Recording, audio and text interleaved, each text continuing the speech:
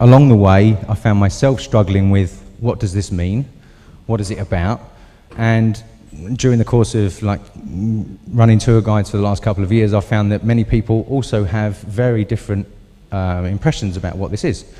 So I'd like to go through this in the way that I've kind of simplified it for myself and point it down the road of where my research goes with regards to it. So in many ancient cultures, including Greece, sacred geometry was used as a tool to discover the ultimate mystery of human conscious awareness. How was it done? It was done by, this microphone's a little weird, I'm sorry if I keep booming. The 7 liberal arts, this was studied in ancient Greece, consisted of something called the quadrivium and something called the trivium. Quadrivium was number, geometry, which is number in space, music, number in time, and astronomy, which is number, space and time. The trivium then went into areas of grammar, rhetoric and logic and how you conduct yourself as a human being in human affairs and so on, following on from these kinds of precepts. So, one of the ways that this could have been discovered was that people discovered that numbers, when you leave them to their own kind of devices or you let them organize themselves in funny kinds of ways, as almost like they've got their own pattern-making mechanism within them. For example, 9 ones into a calculator multiplied by 9 ones is 1, 2, 3, 4, 5, 6, 7, 8, 9, 8, 7, 6, 5, 4, 3, 2, 1. Why is that? Why does the Chinese magic square work the way it does? So,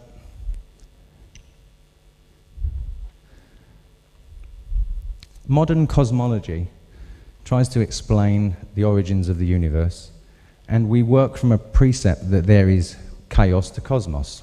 But what is chaos? What is cosmos? Cosmos comes from the original word kosmeo, which means embroidery, weave together. So the original word actually gives the implication that there is a weaving together of things. There is something of a structure there. Chaos can give us the impression in modern day linguistical terms that we are dealing with something that's haphazard and wild. In many ancient cultures, in China and Egypt, they called it the void, the yawning gap. It was this place from which material reality comes into existence. So if you look at a blank sheet of paper, and you consider this to be a metaphor for the creation of the universe, or even the creation of an idea, and this is something I'll be coming on to, then this is our beginning. We can start with nothingness, no-thingness. What is this? And we can build upon that then, metaphorically, by putting an infinitesimal point on that nothingness. It has no dimension, no space, no width, no depth, no breadth. But it's a beginning, and from that beginning, a line can emerge, where you have 2 points and 1 dimension, a width. We're beginning to construct space through geometry, number and space. So from our line, which becomes a radius, we can draw a circle. Once we've got a circle, we have unity. We have something that has an inside and an outside, 2 dimensions. And so, if you have unity then, if you have something that is contained within itself, the problem comes down to, how do you divide that unity into infinity? How do you divide something that is 1 into infinite? So the sacred geometers come up with this Vesica Pisces that you see on the end, and that was considered to be unity reflecting upon itself. God wanting to know himself, the universe having a mirror to looking. And we know that it's from that Vesica Pisces that's created in the middle, sorry, I'll just go back. The Vesica Pisces that's created in the middle, from that we can get the regular forms, triangles, squares, pentagons, all the forms we find throughout nature, plants and regular forms and so on. And the crop circles started in this way, in their evolution. 1 was the number when they started. We had that for a couple of years. And then 2 and 3, 4, 5. Many people called the 5s quintuplets for a number of years. It became stuck in our minds, Celtic cross, quintuplet, on it went. Pictograms and so on. So this Vesica Pisces then was considered by the Greeks and many other cultures to be a metaphor for God reflecting upon himself and the universe being created therefrom. So we had Vesica Pisces reflected in crop circles. So I'm showing you these to correspond the fact that these are things that we've definitely been pointed our attention to. The triangle comes from the birth of the triangle comes from the Vesica. So, geometry and music. Now we're talking about number and time. When I spoke last year, I talked about a story with Pythagoras that he went past the blacksmiths with, and he heard the anvil hitting against, the hammers hitting against the anvil, and he heard two different tones. One was kind of a C note, R, and the next one was a C note, but a pitch higher. So he asked the blacksmith why he was hearing that. Blacksmith informed him that he had two hammers, one 6-pound, one 12-pound. Pythagoras immediately recognized there was a 2-to-1 ratio in what he was perceiving as an octave, as perceiving as two different sounds that were the same, but one was a pitch higher. So he went back to his laboratory. I think this is a picture of him in his lab.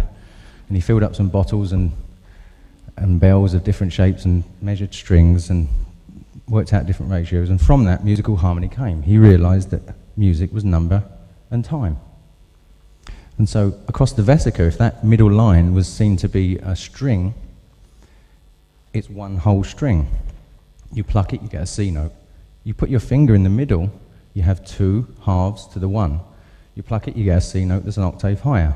Now we perceive that. That's something that bypasses the intellect. It's not something we get taught. We just know. So this is something within consciousness that's telling us that number is a key to how we're recognizing harmony specifically. You put your finger on the string at the side of the one of the circles and you get a musical fifth. You can build on this geometry as they did. Put a Vesica at the side there and you put your finger on the string there and you get a fourth. So there's your C, G and F. And you build on it further and you get church windows. One circle that's at the bottom here on the right is twice the size of the other one, so you're visually seeing an octave. It looks wonderful, it looks harmonious because we're wired to see it that way. This is why the German philosopher Goethe said architecture or geometry is frozen music.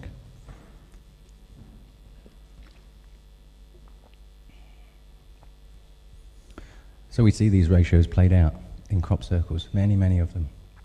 They're talking to us about ratios, there's no doubt about it. It doesn't matter what the measurement is, a ratio is a ratio.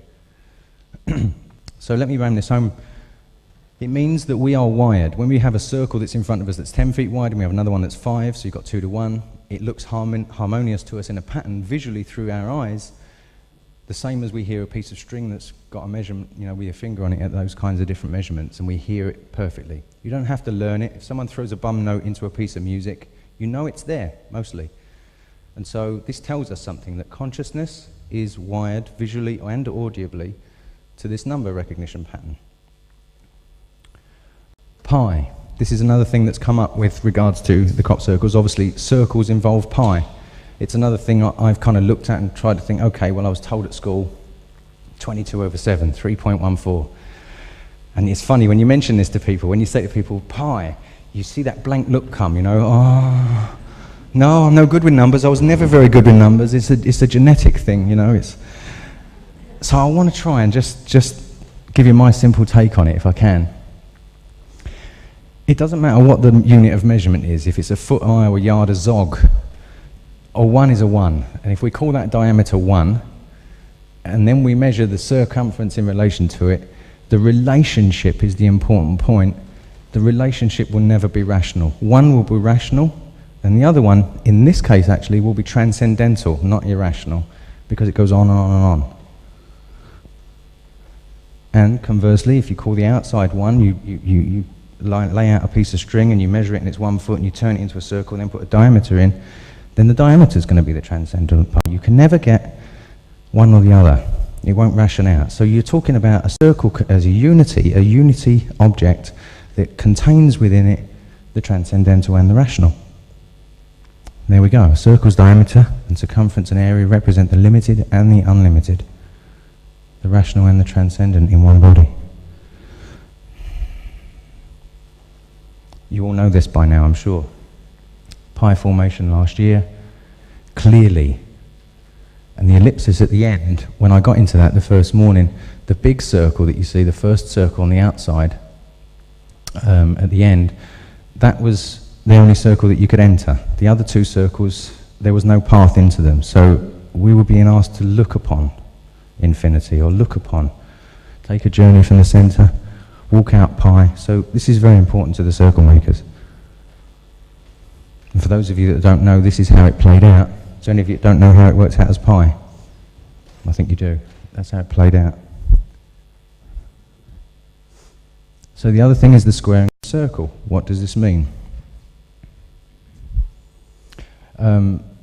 When Michael Glickman discovered that this squared the circle to the thickness of a pencil line in 2002, and then Alan Brown looked back over all the other things we'd called quintuplets over the 25-year period and discovered that they'd all been squaring the circle.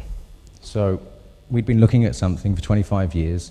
The problem had been solved in a more simple way than it had ever been attempted to be solved by anybody else on the planet. And we didn't even notice. It took 25 years to discover it.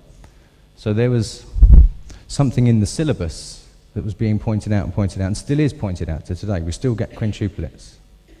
So this is very important. That's how it squared the circle. These are the early quintuplets that we used to get. This is from last year. So, the square is rational. The square is measured. You can ration it out, but the circle is not. The circle has this transcendental number pi. So, when I first came into the crop circles, it was to do. I was training to be a Tai Chi teacher, and one of the big things to do with Tai Chi and to do with Chinese medicine and Chinese martial arts, when you go into the internal side, the inside of your own circle, and you start to look that way towards overcoming your own demons with martial arts, then they work upon a system where you're bringing heaven and earth together, which is what the squaring and the circle is all about, uniting heaven and earth, the material realm with the transcendental. So there we have an ancient system of medicine and doctrination which centers around these kinds of principles. And so I followed that. And Qigong, the practice that goes with Tai Chi, I taught it for several years at festivals, and I went around and got involved with various teachers, and I've been blessed to meet some really amazing people. And one of the things I've found with some of these amazing people is that when there's an exercise called pushing hands, when you sort of move into each other's space and you sort of flow with each other. And these guys, some of these Chinese guys, it feels like they're moving you magnetically.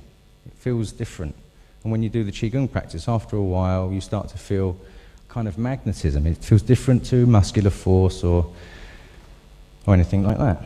So magnetism is something that seems to me to be prevalent in the coincidences people experience. It's like consciousness moves around. We think of energy, you see, as force. And we go to school and we learn physics, and it says force equals mass times acceleration. So, when I push my car, I need the density of that car to push back against me, and I need to exert so many pounds of pressure and all of this kind of stuff. But it only works on very localized areas. We are 98% space. The universe is 98% space, and yet it functions. We're told it works from a big bang, and this was forceful. But how does it function without a mechanism of force with 98% space? Because you try to push space, and it doesn't work. So magnetism is something that we found is present in the crop circles as a mechanism for making the wheat lay down, because we know there's more iron particles. I also suggest to you that some of the technology that we may be on the paradigm shift. You push your mind out into ideas of what these things may be around. And I wrote about this recently, about consciousness and the technology of consciousness being connected to a form of magnetism. And this is why coincidences happen, why we get drawn to places overwhelmingly and so on. There's a form of magnetism within consciousness, I believe, that we call fate or coincidence or guides our life, but Chinese and some of these other people seem to find ways to harness this technology and use some of this technology in different ways, particularly with their own bodies and their own consciousness. Oh, excuse me. Infinity. You think of it as this thing that has no beginning and no end, this thing that goes on forever. But is it?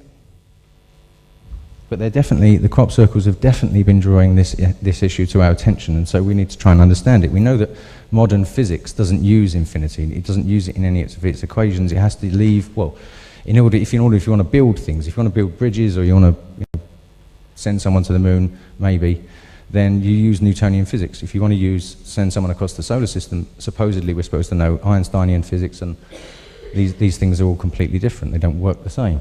So infinity then becomes a nonsense. You have to leave it out so that you can regulate your measurements and calculations.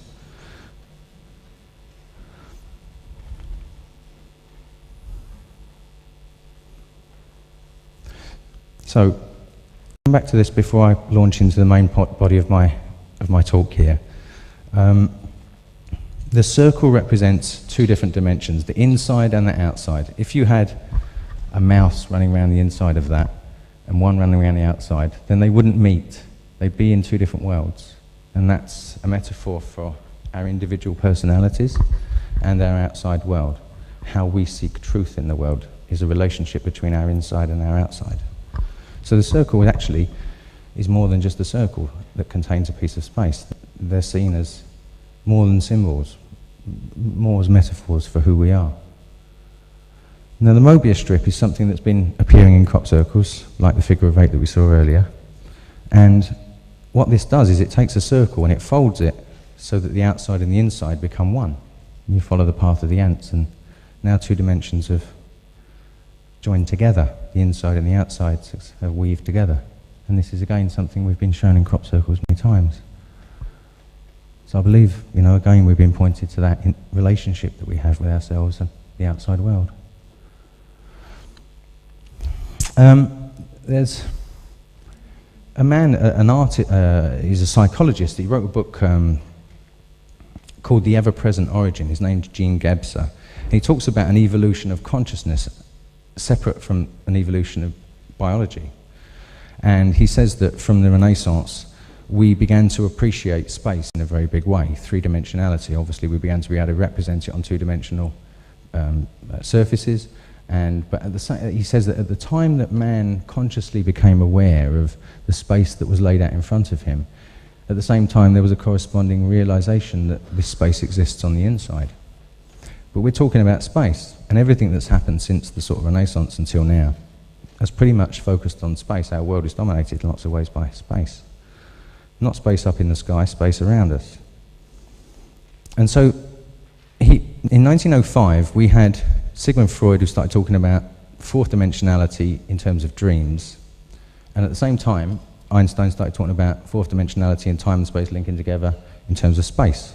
So there was a kind of correspondence, a coincidence of these two people starting at the same time to talk about what possibly the fourth dimension could be, and could it be related to dreams, or is it, does time and space link together, which is what Einstein kind of proved. And so, is this aspect of time in our lives, our everyday routines, how we organise our society with regards to time and so on, is this relevant? Do we have an outside clock that sort of dictates our schedules, but we have an inside clock that works in a different way, particularly if you play music or get involved in the arts, which is what I'm going to come on to. Picasso was actually trying to represent fourth dimensional. You didn't need to walk around the painting. You could get this fragmented image by seeing it up front. There were ways he was trying to express what he was feeling about the world that he was interacting with his consciousness as well. So my journey began, 97, with me reading a number of books, one of which was Carlos Castaneda's The Teachings of Don Juan. And this book had a quote which has stuck with me since then. It is energetically imperative for human beings to realize that their only thing that matters is their encounter with infinity. And regardless of the book and what it was, I mean, it catalysed a big journey for me. But that particular statement stayed with me, and I thought, okay, I'll keep that. The infinity part's a big part of the crop circles. Let's see what comes from it.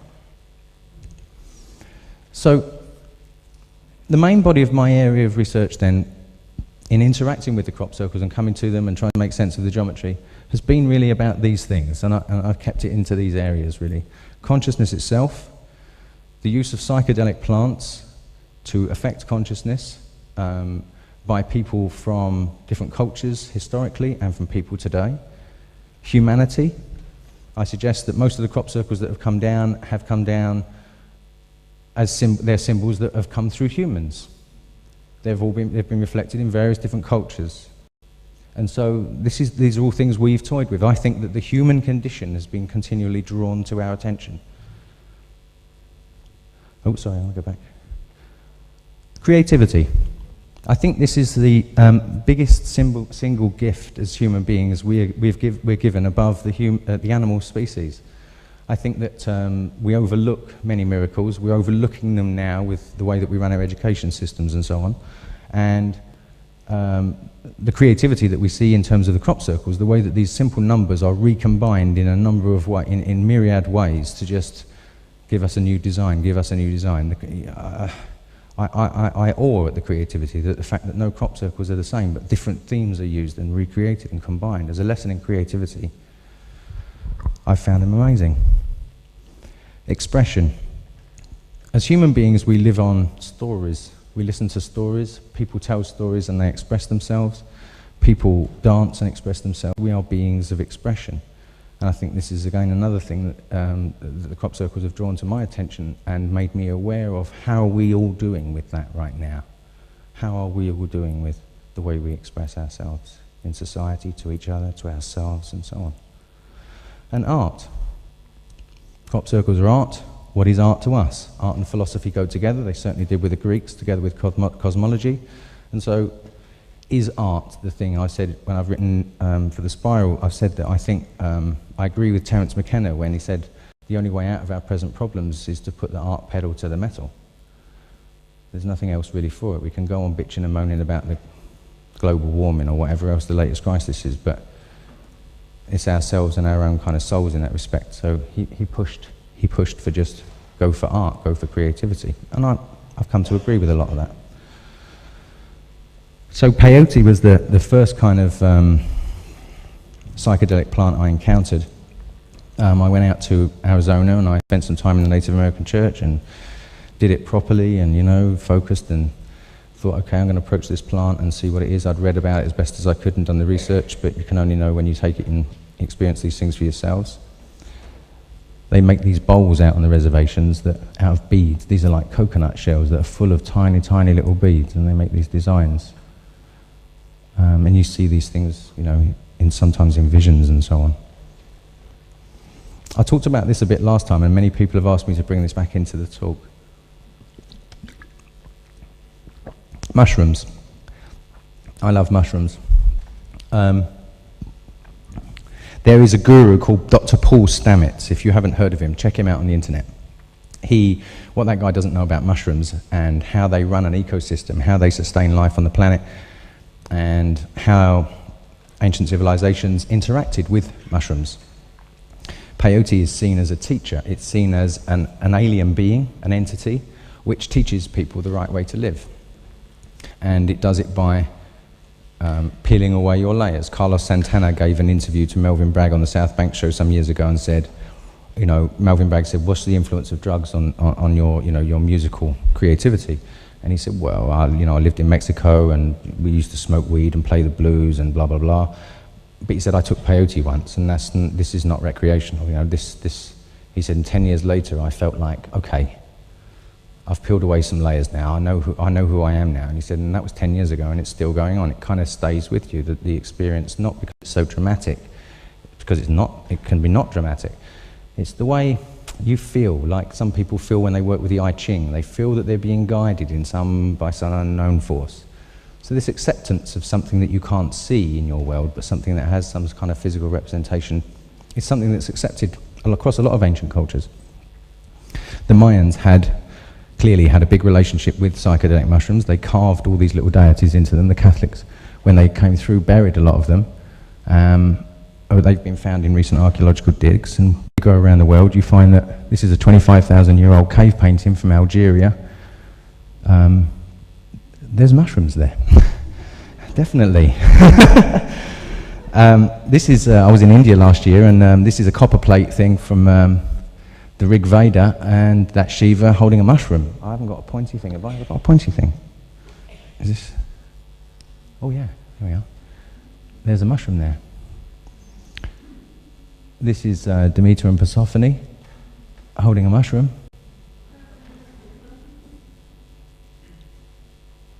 This is something I can't pronounce, Codex, from Mexico, from the Aztec culture, and they've definitely got mushrooms there. So that our ancient ancestors had a relationship with mushrooms and saw them as beings that you could physically have a manifestation of, but there was a consciousness within these plants, is something that's well accepted amongst shamans. But it goes further than that. The mushrooms are actually amazing things. The spores themselves can exist in a vacuum. This means that they could have floated here from outer space, and very likely did, on a ball of rock, which then they attach themselves to, and it's been proven that by a chemical process they can break down and calcify the rock to begin to create humus, and then the catalyst of life begins. Once they start to break down dead tissues and create soil, then life can begin. Plants, animals, us. And so if you look at this chart, it shows that the evolution of our DNA.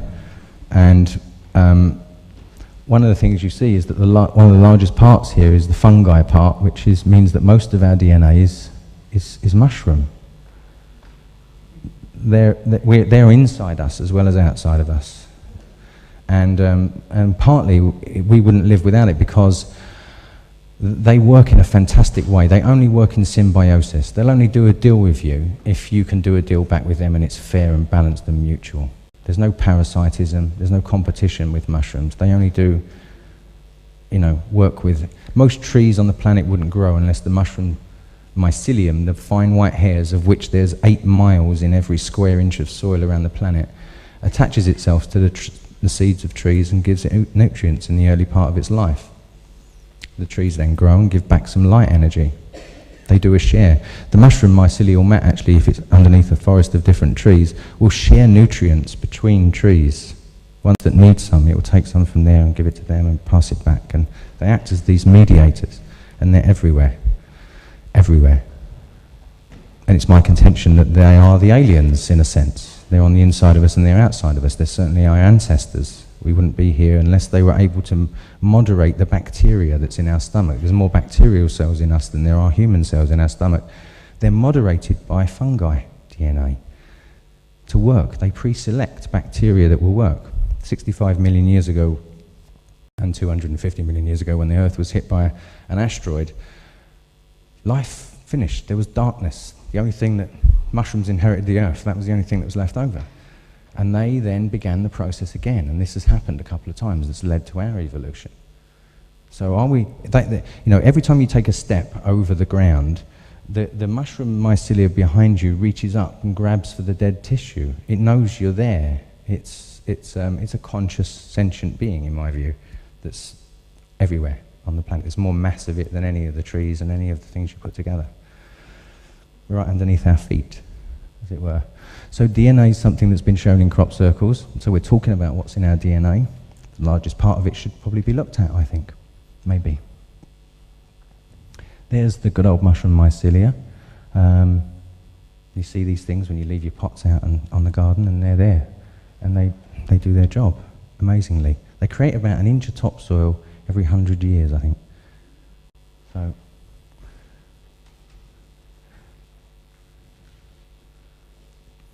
This guy, Paul Stamets, has patented some processes where he's said that he can save the world with mushrooms. They laid out a patch of earth and they poured diesel and gas and oil and all sorts of stuff on top of it.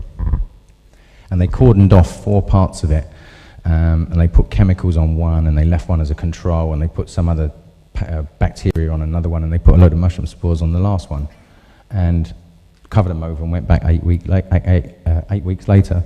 And this is what you found. on the mushroom pile. The others were still dirty and stinky, but these ones had cleaned up the soil. There was even insects that were starting to gather around, and birds were starting to come and drop seeds, and then within 3 months there was all this grass growing.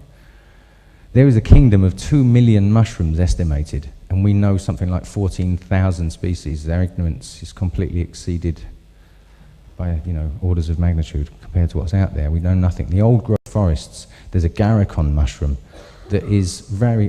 Paul Stamets, when the recent Gulf War was going on, they asked for solutions to mushrooms because they wanted to find out what would be effective against fighting against viruses and bacteria and various things that could be from biological warfare. He sent in the garicon mushroom, which, when you look at it under a microscope, looks exactly like the Venus Willendorf form. I don't have a picture of it here, but it looks exactly like the goddess.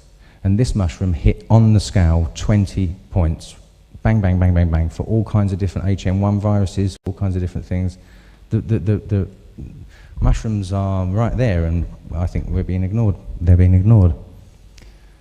If you look at the magnified mycelium mat, that's the kind of structure you see. Mostly space. Yeah? And then you look at this one. This is our human brain, the neural network. And we see similar structures, the way that the neurons will kind of put together and so on. And this is an X-ray of a galaxy cluster. So it's, as above, so below, as they say. Microcosm, macrocosm seems to be pretty evident. Very similar. And there we have a crop circle. I think this was 2002, 2003, I can't remember. In Eastfield. And we have the tree of knowledge, the tree of life, or tree of knowledge. And underneath it, we have a mushroom, showing that symbiosis, both species. We're clearly being shown, I think there, that this is relevant. And then, of course, this year I had lots of phone calls when this appeared, because when I first started talking about psychedelic mushrooms and the mushrooms of the aliens, everyone was saying, "You've lost it, Gary." It's little green men. It's And I was going, no, it's the mushroom. It's really. And this appeared this year, so. This to me is definitely a psychedelic mushroom, the Amanita muscaria in some ways, and it's got different representations. The crescent, in the Native American church, the peyote altar is a crescent. It always has been for thousands of years. So that's interesting. So this year we've had a plethora of animals and life forms, which have been a delight to me. The dragonfly was lovely, the veins inside that were just amazing, and the eyes. But these are things that have been through our DNA. They're on that scale. Again, we're talking about things that have passed through us humans. They're a part of us. Fish. And the number 7, spiritual transformation. 7 is the number of spirit. We're being thrown. 7, 7, 7, 7, 7. I'm particularly fond of that number. Jellyfish, 7 and 4. 4 representing the square. 7, the number of spirit, because it's the only number that you can't divide a circle rationally by. It's 51.51, it's the angle of Giza. 7 is the standalone virgin number. 7 and 4 working together there. The spiritualization of the earthly realm. So, I reiterate, consciousness, psychedelic plants, humanity, creativity, expression and art. Does anybody know this lady? Yeah? As a Tai Chi teacher and learning to play African drums as well, the whole left-right thing comes into play. And this lady, if you don't know her, she was an anatomist, a neuroanatomist at Harvard University. And at the age of 38, she had a stroke. And so she was quite pleased about it now because she was able to study herself from the inside while she was having the stroke. And she tells a wonderful story. It's very heart-rending. If any of you have ever heard of TED Talks on the internet, go on there, put her name in and watch her 15-minute talk. It will have you in tears. But basically, she shows that the left and right brain are completely different from each other. The left brain acts like a serial processor. It thinks about the past, it thinks about the future, it thinks about details, language. It's completely there. The right is a parallel processor. It thinks in images. it thinks about the now. And so as she was having this stroke and her left brain was closing down, she was experiencing nirvana. She was experiencing the now, and she didn't want to let it go. And she realized why. The two hemispheres are connected by a load of fibers, like 300 million of them or something, and women have more of them, which is probably why you can multitask. It's true, you can. But apart from that, they're completely separate entities. But we are challenged with the job of balancing it, of making those two things work together in a funny kind of way. Yin and yang. It has so many meanings. Creativity. This man, Sir Ken Robinson, he's on a mission at the moment to prove that education, the education system that we have today, is destroying creativity. And he makes a very good case for it. I urge you to watch his speech, but he gives some wonderful examples of how we're doing that. One of them is being afraid to make mistakes. We're taking young children and we're telling them that making mistakes is the worst thing you can ever do to them. So by the time they get to 15, they're going to tell you anything so that you don't think badly of them, that you don't think that they've done something wrong, that and we all kind of get indoctrinated. Well, what we know about creativity is that you've got to make loads of mistakes. You've got to go through this kind of painful process, and we're kind of destroying that. And so, what is the creative part of us that is necessary? How do we need to get this creative part out of ourselves? This woman is called Gillian Lynn. She, in the 1930s, she was one of those children in school that fidgeted and didn't pay attention very much. And so they took her to the doctors. And the doctor, listened to the story from the mother, and they said, oh, she doesn't pay attention, she's terrible. And she's sitting there on her hands, And the doctor comes over and says, I've listened to your mother, and, she's told me all about it. I'm going to go outside now and have a conversation with your mum, and leave you on your own for a minute. Is that okay? So she, yes. Goes outside, and as he leaves, he puts the radio on. Shuts the door and looks through the window. Well, as soon as they leave the room, she's off the chair and she's dancing and singing. And so the doctor says, well, I don't think there's anything wrong with your daughter. Mrs. Lynn, I would suggest you take her to dance school. So she did. And recounting this story some years later, she says, it was amazing. It felt electric. She said, I was amongst people that had to move, to think just like me. And now she's actually the woman that choreographed Cats and some of Andrew Lloyd Webber's most famous musicals. She's a millionaire and still works very prolifically today and teaches and inspires thousands and thousands, hundreds of thousands of people. And I just can't help but wonder, had there been an available diagnosis of ADHD in the 1930s, would she have been put on Ritalin and told to calm down? And is her right brain the thing that we're dealing with here? And is we're all different, and how does this creativity get received in the world? And she's a positive example of that. We need to be careful, and what are we treading on? So, art and the concept of flow. One of these things about psychedelics or consciousness is about different states of consciousness. We know about anxiety, we know about stress and worry, and we know about bliss and happiness, and we go through this different range of emotions no matter how we try to structure and order our lives. They're there for us. But when an artist goes into flow, they experience something. This is a testimony of a composer. This was actually over like several pages, this testimony, but this is kind of a synopsis of it. And he says, you're in an ecstatic state to such a point that you feel as though you almost don't exist. What a way to feel. I have experienced this time and again. My hand seems devoid of myself, and I have nothing to do with what is happening. I just sit there watching it in a state of awe and wonderment. Awe and wonderment. And the music just flows out of itself. Awe and wonderment, this is something we don't educate anymore in the world.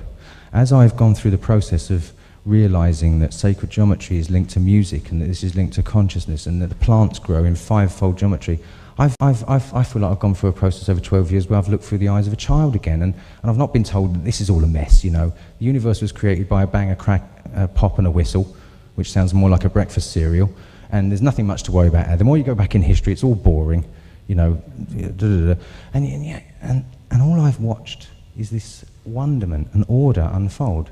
And so going back to the original kind of slide, is it chaos to order? Is there order already here?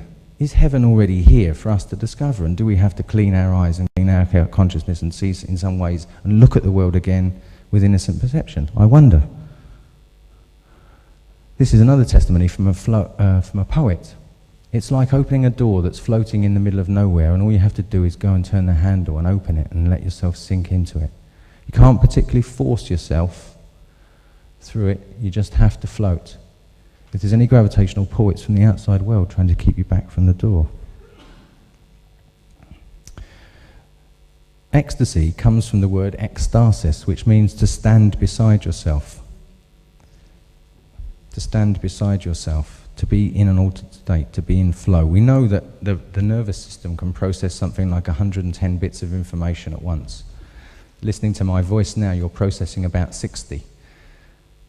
You can't listen to two people and understand them at once because it's just a slight overload on you. But you can, with one person, you've got a bit of processing power to be doing, you know, thinking about where you're going to have food afterwards or whatever.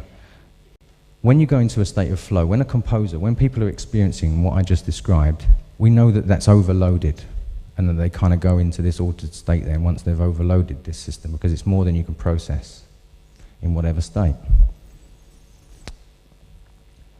As part of the research I had put before me by coincidences, I would say, this African drum, which sat in the corner of my room for a year, 97 to 98, and then in 98 I started to do something about it and started to try and learn some stuff. And then I met a man who's here today, Lou, who put me on the path of where to study this particular style of music. Manding rhythms, which is based on a language, and they're like bird calls, actually. When you hear the ensemble together and the soloist plays, it's like hearing a skylark out in the fields. And it's polyrhythmic music, not monorhythmic. And what is that? Monorhythmic music has the one beat, and we're all accustomed to it in the West, whereas polyrhythm plays around the one. It's like having a load of arrows. If you imagine a load of arrows on a square box, all kind of zigzagging their way across in different directions, and all just slightly missing each other. If you removed all the arrows, you would just see one aimlessly zigzagging around, and it wouldn't have any meaning. But when the other arrows are on there, and they're all going about their business, it makes sense, and it works. They just miss each other, they just glance off each other. And so, when you play this kind of music in an ensemble, your boundaries get dissolved. They start to move away because you're becoming you get a sense of individuality, that you're expressing yourself individually, but you're also a part of the whole, and you have consideration for all of those. And as a communal action, this is something we don't do anymore, and it very powerfully puts you together and binds you together. Often psychically and spookily, you know, someone will make a particular call, and you'll be doing it at the same time because you're so tuned in together. But it's this feeling, it's this model for having the fact that you can be individual amongst it, but you also have consideration for everything else. This is a model for how these people play their music, not just as drums. Singing starts first, they play with other instruments, and it's done at ceremonies and punctuates every, you know, kind of important function in their lives. But importantly, it dissolves boundaries. And again, we're talking about peeling away layers of false identities that we may have accrued over our lives so that we can express ourselves more honestly.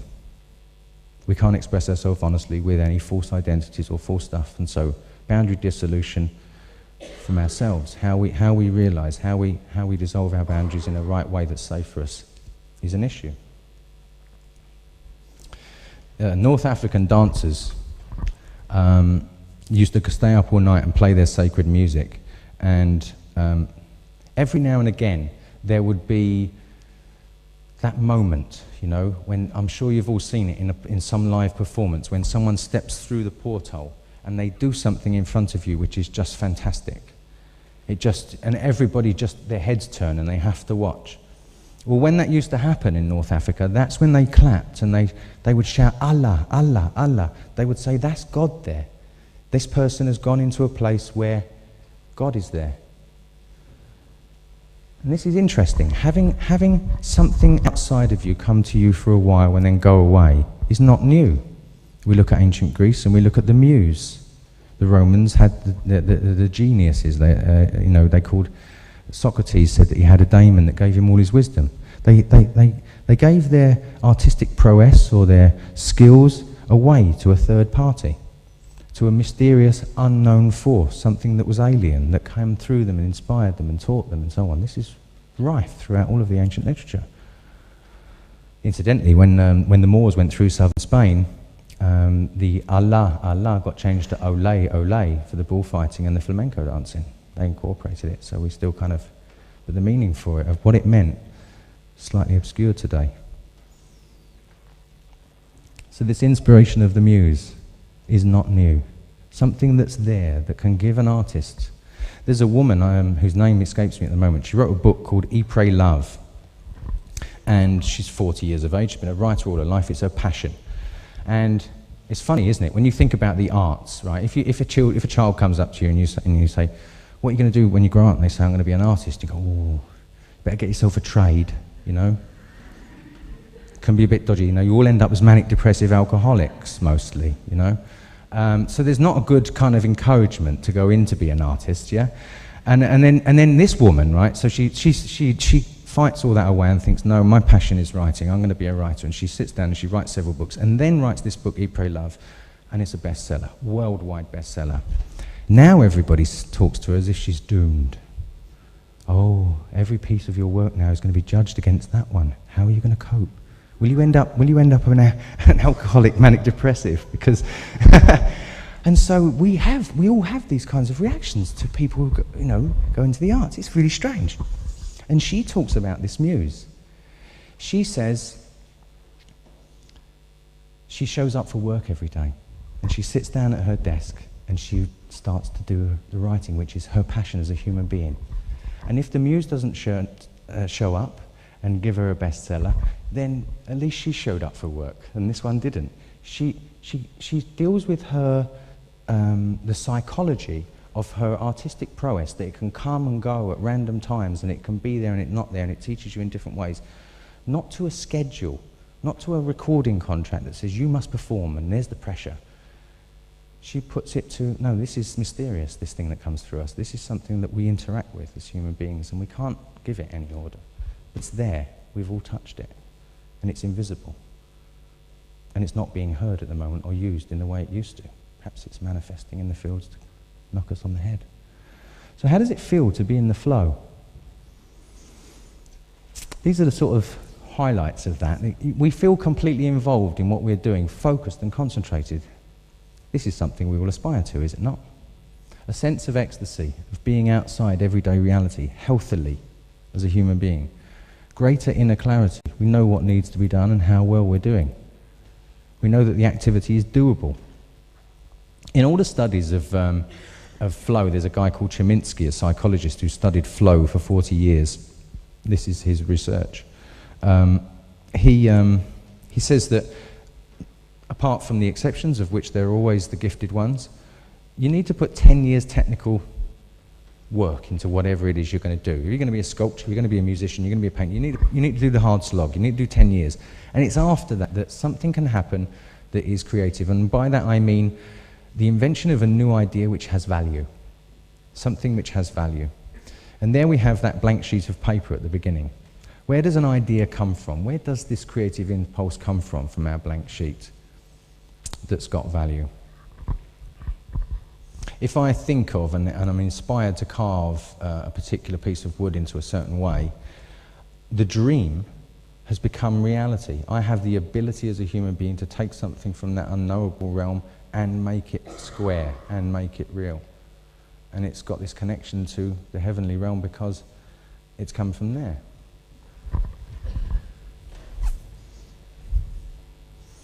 On being an artist, Bruce Lee, who inspired me lots because of the philosophical writings he wrote, he said many great things.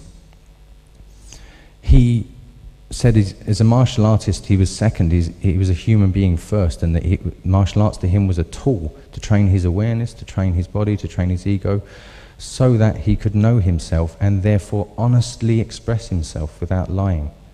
And that's very hard to do. It is a challenge for anybody, I would suggest, to honestly, passionately express yourself. It's very difficult to do. And so he would say, don't get set into one form, adapt it, build your own, let it grow. Be like water, my friend. This is such, I feel I've been touched so many times when I've walked into crop circles and felt that this energy that flows like water has created this wonderful art and then given me the deeper understanding of what this means in my life. Okay, 777. You all know that this crop circle appeared in front of me.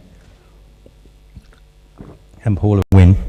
And it was the Om symbol, the universal symbol of creation. And various coincidences and things that had happened up to that night had kind of rubber-stamped mushroom research that I'd been doing and various other things to kind of give me a nod for myself. Yep, this is okay. And when the light flash happened at about 3:13, the whole sky flashed. We were sat there, and that reminded Wynne he needed to go and change the tapes over on the cameras, video recorders down in the car. So he went down, come back up, but while he was gone, a skylark, one of the beautiful singers, sat above us in the dark and sang this song. And if you hear these birds, they do sound like an African drum soloist when he's on form, and he's just perfect. And I just sat there with Paula, and we thought, you know, this is heavenly, this is wonderful, just listening to this chorus. In the dark was unusual. So it stopped as Wynne come back up, and I'd said to Paula, just as that had happened, I don't care if there's no crop circle down there, you know, that was enough. Heaven really is here. And I really meant it. There was a point in my own personal evolution when it really meant it to me. When I started my journey, I was actually quite sick. This has been a whole process for me personally, of being ill, being nearly 15 stone in yellow when I started, stressed out lawyer. What does life hold any value? I don't see any meaning to it, blah, blah, blah. It's just all the same stuff that we all go through. And I can honestly say that from my own personal journey, despite what anybody says about the crop circle phenomena, that for me they've been the biggest healer, teacher, and continue to be so. And they've shown me that there's so much value to life that it's just amazing. Last year I met this Indian Swamiji. He came over and asked me to tour him around the crop circles in my capacity as tour guide. I thought, yeah, okay, I'll take you. I didn't really know who he was. He did a couple of amazing things. We sat in the middle of the Barbary Castle pie. That's our pose as the Blues Brothers, spiritual. I'm advising him spiritually there, obviously. A couple of years before, he had some auspicious company. That's the president of India on the right, the Dalai Lama, I'm sure you all know, and a man called Dorian from Dorian Airlines. It was then I realised, oh, this guy's, he's big, is he? What does he do? Perhaps I should check him out. He seems to command big respect. So I went to India under his invitation and spent 3 months in his ashram. And he took me on stage and fulfilled my dream to look like Kung Fu, the man David Carradine, when I was 5. That's one chalked off. There was like 10,000 people in the audience. It was this big festival of Navaratri, this festival of the goddess. He's the only guru that deals with the Sri Yantra, representing the 9 goddesses. And he spends 9 days perambulating around this deity and honouring the goddess and so on and so on. He pulls me on stage, shows everybody a picture of the goddess, tells them all that God is speaking in the fields. The goddess is there, you know, it's happening. He's been there. It was an amazing experience. He gave me these orange robes. I didn't know what they meant, actually. He gave me some beads as well. And a month or 6 weeks later, there was a special festival going on in the ashram, so I thought, I'll don me new tweeds, you know. So I put my orange robes on, and some guy came up to me and said, are you a sannyasin?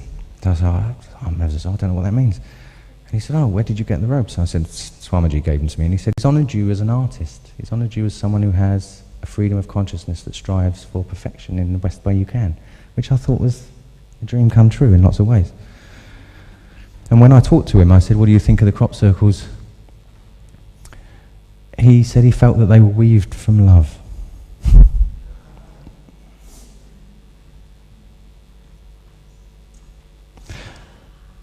So the two things I've picked up on my little journey so far is that we have to learn discernment. These are the two things. This is the first of the two things. We have to be discerning, and that means we have to accept that we need to reconsider our convictions at any moment. We have to learn by our own experiences and make loads and loads and loads of mistakes and not beat ourselves up for those mistakes, because that's what we need to do. Humility comes hand in hand with discernment. As we accept that we've been wrong, as we accept that we've made mistakes, as we accept that we've made errors, there are only errors on our path on the way. And it seems to me that if we reinvigorate the education system in a way that takes children and starts to show them the wonder and the awe, and it also teaches them, you know, don't do this, don't do that, but starts to teach them to make decisions for themselves and gives them discernment and these things for themselves. These are simple tools that would open the door for creativity. There's a wonderful story about a little girl who was sitting there drawing a picture in the class, at the back of the class. She's always running around and fidgeting, but she's sitting drawing quietly, and the teacher goes over and she's drawing this picture, and she says, oh, that's very nice, what are you drawing? And the little girl says, I'm drawing a picture of God. And the teacher says, well, nobody knows what God looks like. And the little girl says, well, they will in a minute.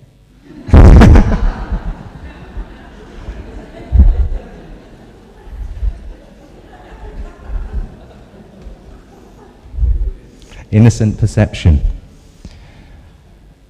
Indivisibility and divisibility. We talk about, where does material reality come from? Is it chaos? Is it the nothingness, the no-thingness? What is no-thing? Indivisibility and divisibility. I have a sideways Vesica Pisces shaped instrument that I've been talking at you with for the last hour or so. And in a way, the indivisibility and divisibility are being played out right now. And the law of mutuality is also being played out right now. Because I'm taking the words from this indivisible place and I'm dividing them into words so that you can have them as units and meaning of understanding. And if there was no basis for you to in your life, something that would affect or impact your life, then basically what I would be saying would be blah, blah, blah, blah, blah, blah, blah, blah, as it might be for some people. Is it? Okay, I'm going to finish now. I've got two more slides. And so indivisibility, okay, I'm finishing now. Okay. You're outvoted. Okay, so infinity, I think it is a quality, not a quantity. It transcends limitation because it's a quality, not a quantity. In its point of residence is the human heart. Our deepest fear is not that we are inadequate. Our deepest fear is that we're powerful beyond all measure. It is our light, not our darkness, that frightens us. We ask ourselves, who am I to be brilliant, gorgeous, talented, fabulous? Actually, who are you not to be? You are a child of God. Your playing small does not serve the world. There is nothing enlightened about shrinking so that other people won't feel insecure around you. We're all meant to shine as children do. We were born to make manifest the glory of God that is within us. It's not just in some of us, it's in everyone. And as we let our own light shine, we unconsciously give other people permission to do the same. As we are liberated from our fear, our presence automatically liberates others. Nelson Mandela said that when he was released, and I think that picture with the innocent perception sums up what magic we have with us. I thank you all for listening.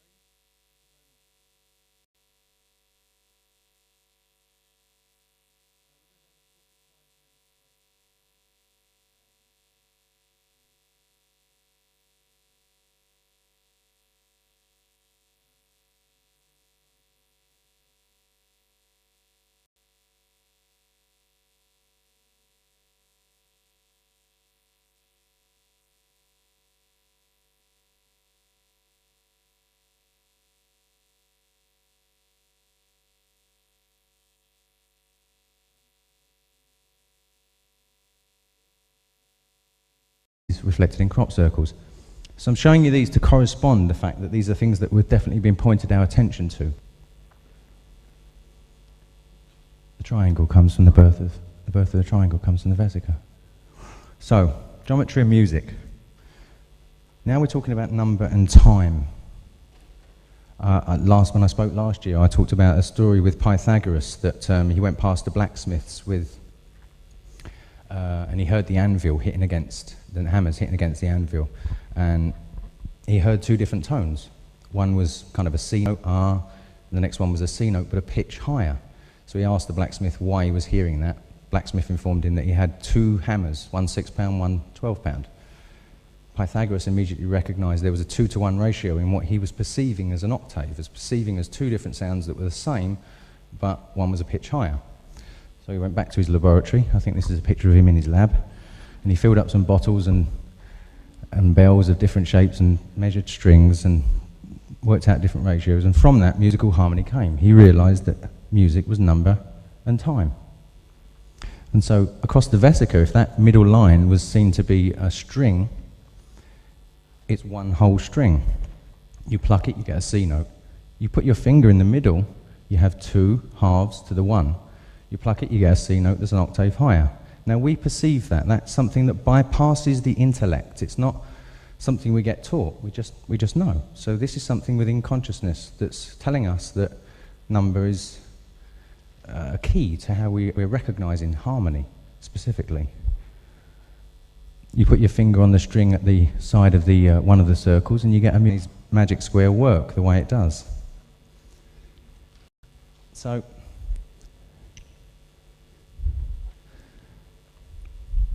modern cosmology tries to explain the origins of the universe, and we work from a precept that there is chaos to cosmos. But what is chaos? What is cosmos? Cosmos comes from the original word kosmeo, which means embroidery, weave together. So the original word actually gives the implication that there is a weaving together of things. There is something of a structure there. Chaos can give us the impression in modern day linguistical terms that we are dealing with something that's haphazard and wild. In many ancient cultures, in China and Egypt, they called it the void, the yawning gap. It was this place from which material reality comes into existence. So if you look at a blank sheet of paper, and you consider this to be a metaphor for the creation of the universe, or even the creation of an idea, and this is something I'll be coming on to, then this is our beginning. We can start with nothingness, no-thingness. What is this? And we can build upon that then, metaphorically, by putting an infinitesimal point on that nothingness. It has no dimension, no space, no width, no depth, no breadth. But it's a beginning. And from that beginning, a line can emerge, where you have 2 points and 1 dimension, a width. We're beginning to construct space through geometry, number and space. So from our line, which becomes a radius, we can draw a musical fifth.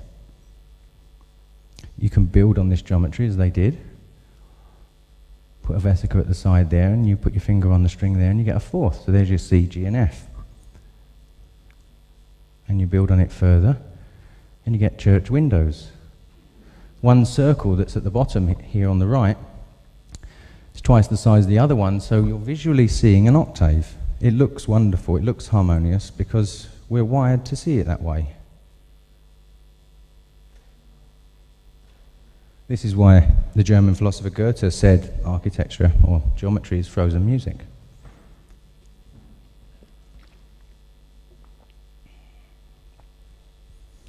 So we see these ratios played out in crop circles, many of them.